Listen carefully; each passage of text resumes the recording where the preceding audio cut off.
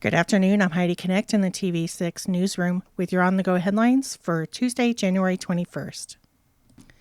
It was brutal conditions for firefighters this morning as they worked to put out a house fire in Bluegrass. Crews were called at about 11 a.m. for a fire at 141st Street. When our TV6 news crew got there, you could see there was a lot of smoke pouring out of the house. We are told a man was inside when the fire began, but was able to get out. He was taken to the hospital for treatment for smoke inhalation. The cause of the fire is still under investigation.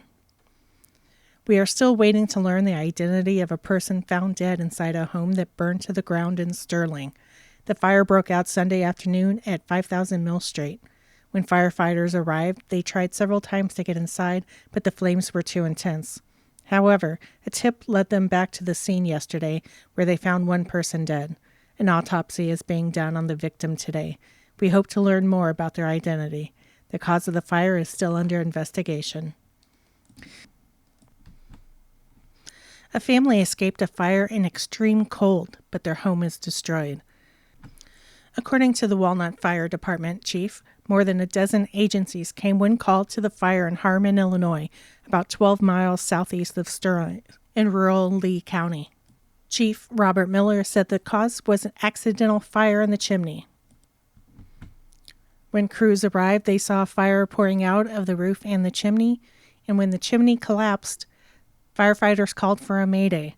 After 5 minutes, all firefighters were accounted for, and Miller upgraded the fire alarm, calling for all available tanker trucks. TV6 was there and counted at least 14 trucks that carried water to the remote site. Miller said crews were there for 5 hours. A warming trailer was brought in from the Bureau County Emergency Management Agency. The home was declared a total loss. It's a busy time of year for fires. Just in the last week, the American Red Cross has been called in to help 14 people in the Quad Cities impacted by fires. They have some tips to help prevent a fire in your home. If you use a space heater, never leave it unattended. Never use an extension cord with a space heater. Never use an oven or stove to heat your home. Have your furnace, fireplace, and chimney inspected every year. And monitor your fireplace. Make sure the fire is out before you go to bed or leave home. And the Red Cross also has some tips to keep your pipes from freezing in the cold. Open cabinet doors so warm air can circulate around pipes. Let water drip from the faucet. Even a small amount of moving water can help prevent a pipe from freezing. If you do end up with a frozen pipe, you can thaw it with a heating pad, a hair dryer, or a space heater. You can even use a towel soaked in hot water. While you're doing that, keep the faucet open. Continue to apply heat until the water pressure is restored. The man charged with stealing more than 60 memorial plaques from along Ben Butterworth Parkway and then selling them for scrap was in court today. Jesse Hayes waived his right to a preliminary hearing. He's pled not guilty to felony theft and is due back in court on February 21st. Police say in December he stole dozens of memorial plaques that were on benches or trees dedicated to people's lost loved ones.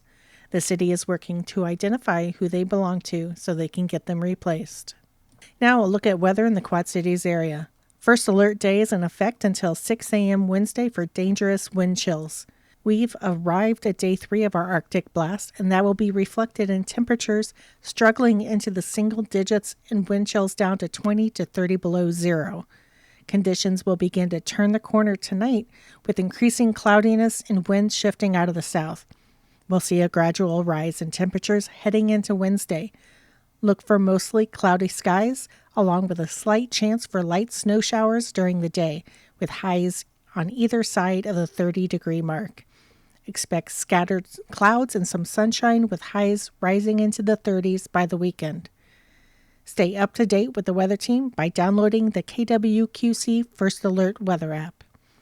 That wraps up your on-the-go headlines for Tuesday, January 21st. In the TV6 newsroom, I'm Heidi Connect.